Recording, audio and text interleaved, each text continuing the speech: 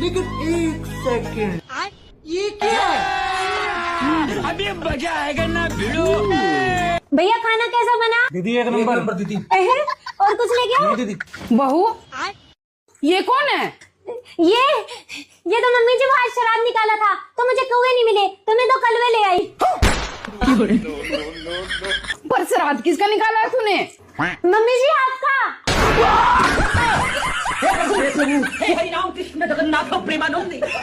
Mummy जी मुझे याद था, आपने कहा था सामने वाली से 2 कदम आगे चलना। मम्मी जी आज उसने अपनी सास का श्राद्ध निकाला, उसने सिर्फ हलवा बनाया, मैंने 2 मिठाई बनाई, हलवा और रसगुल्ला। उसने 1 कौवा जमाया, मैंने 2 कौवे जमाए।